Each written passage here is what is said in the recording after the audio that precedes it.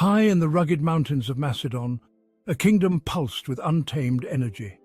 The air was thick with the scent of pine and the sound of distant waterfalls, a land where nature's raw beauty met the indomitable spirit of its people.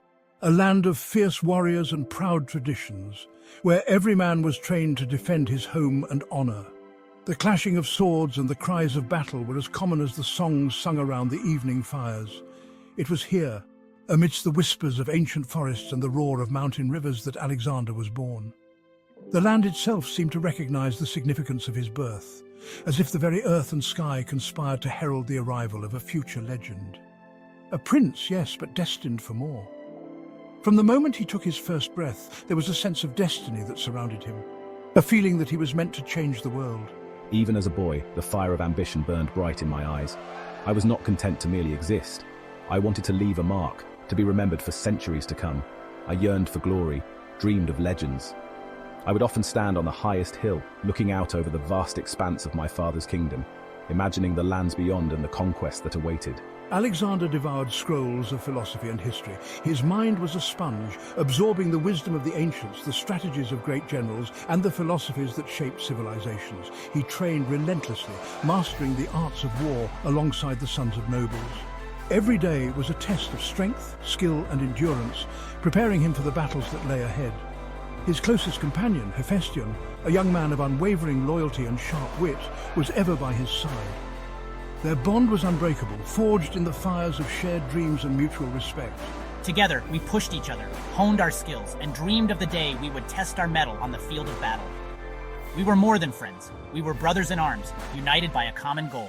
His tutor, the renowned philosopher Aristotle, saw in Alexander a mind like a sharpened blade. He recognized the potential for greatness and took it upon himself to nurture it. He nurtured the young prince's intellect, instilling in him a thirst for knowledge and a deep respect for the cultures and civilizations he would one day encounter. Under Aristotle's guidance, Alexander's mind expanded, embracing the complexities of the world. But it was his father, King Philip II, a ruler of immense ambition and military prowess, who would give Alexander his first taste of war. Philip's campaigns were legendary, and he saw in his son the potential to surpass even his own achievements. I recognized the potential within my son, the burning desire for greatness.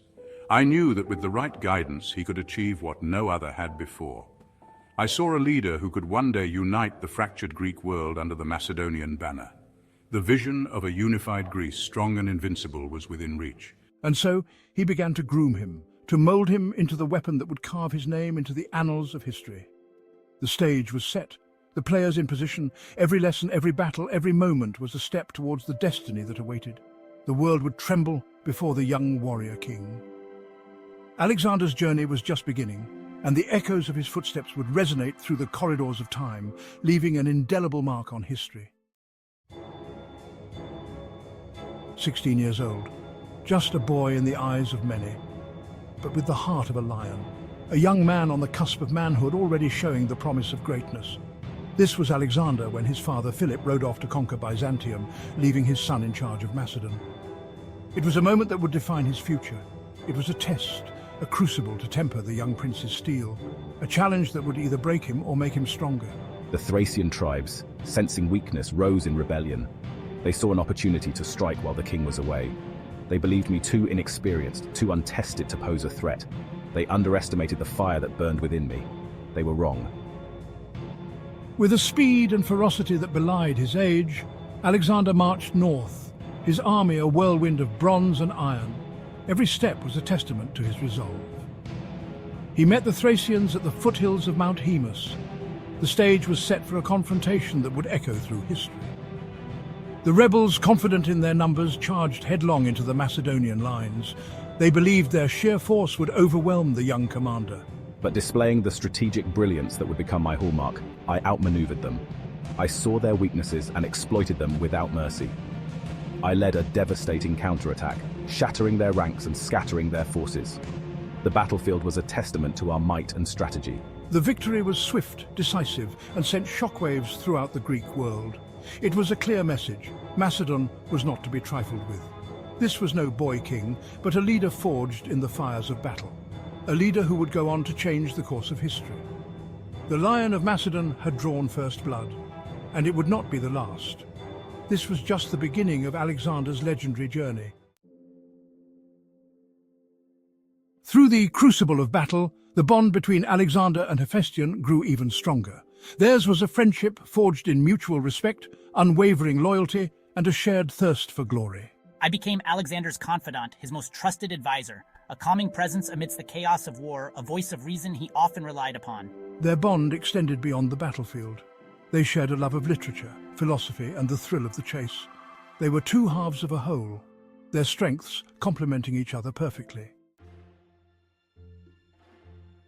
Under the watchful eye of Parmenion, Philip's most trusted general, Alexander's military genius blossomed. From a young age, Alexander was exposed to the intricacies of warfare and strategy, absorbing lessons that would later define his legendary conquests. Parmenion, a grizzled veteran of countless campaigns, recognized the young prince's innate talent.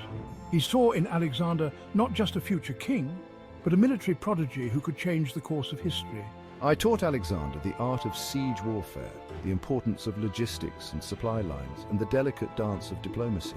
These were not just skills, but the very foundation of successful military leadership. But most importantly, I instilled in him the value of discipline, planning, and careful consideration before action. Every move on the battlefield had to be calculated, every decision weighed with the utmost precision. Alexander, a sponge for knowledge, absorbed everything Parmenion had to teach.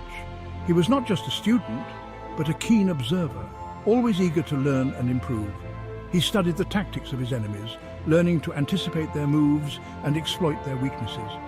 This ability to think several steps ahead set him apart from other leaders of his time.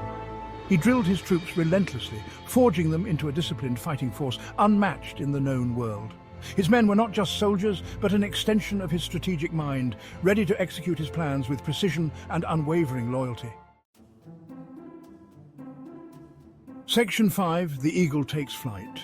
The Greek city-states, long a fractured and squabbling lot, had fallen under the sway of Thebes. Philip, seeing an opportunity to unite the Greeks under Macedonian rule, marched south, his army a tide of bronze and iron. At his side rode Alexander, eager to prove himself in a battle that would decide the fate of Greece. The Theban army, confident in their superior numbers and the strength of their famed sacred band, awaited the Macedonians on the plains of Chaeronea. Section 6. The Lion and the Tiger. The air crackled with tension as the two armies clashed. The ground trembled under the weight of thousands of marching feet. The sun glinted off thousands of swords and spears, turning the battlefield into a sea of shimmering steel.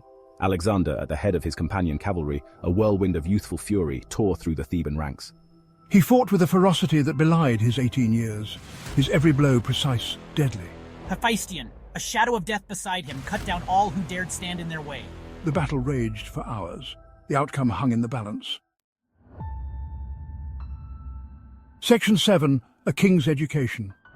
As the battle reached its climax, Philip unleashed his secret weapon, a young Alexander leading a cavalry charge against the vaunted sacred band of Thebes. These elite warriors, renowned for their courage and skill, had never known defeat. Alexander, with the wisdom of Parmenion guiding his tactics and the fire of his own ambition burning in his heart, outmaneuvered and outfought the Theban elite. The sacred band, overwhelmed by the ferocity of the Macedonian assault, was utterly destroyed. The Battle of Chaeronea was a decisive victory for Philip, cementing his control over Greece. But it was Alexander who emerged from the carnage a hero. Section 8. The Clash of Titans. The defeat of the sacred band sent shockwaves throughout the battlefield. The Theban army, demoralized by the loss of their elite warriors, faltered. Seeing his opportunity, Philip ordered a general advance. The Macedonian army, energized by Alexander's victory, advances on the faltering Theban lines. The Macedonian phalanxes, a bristling wall of spears and shields, ground forward relentlessly, their discipline and training evident in every precise step. The Theban lines buckled and broke. The rout was on. Section 9. A Legacy Forged in Blood. The Battle of Chaeronea marked a turning point in Alexander's life. No longer was I simply the Prince of Macedon, but a battle-hardened warrior, my name whispered with a mixture of awe and fear. The experience hardened him, tempered his youthful exuberance with the grim realities of war. He had looked upon the face of death and emerged unbroken. He had tasted victory and found it intoxicating. Section 10. The World at His Feet. With the Greek world at his feet, Philip turned his attention eastward, dreaming of conquering the vast Persian Empire. But fate, it seemed, had other plans. Philip was assassinated, leaving a void in the heart of the Macedonian kingdom. Alexander, just 20 years old, ascended to the throne. He inherited his father's ambition, his thirst for conquest, and a kingdom on the brink of greatness. The world held its breath. The young lion, bloodied but unbowed, was ready to claim his birthright. His legend had only just begun,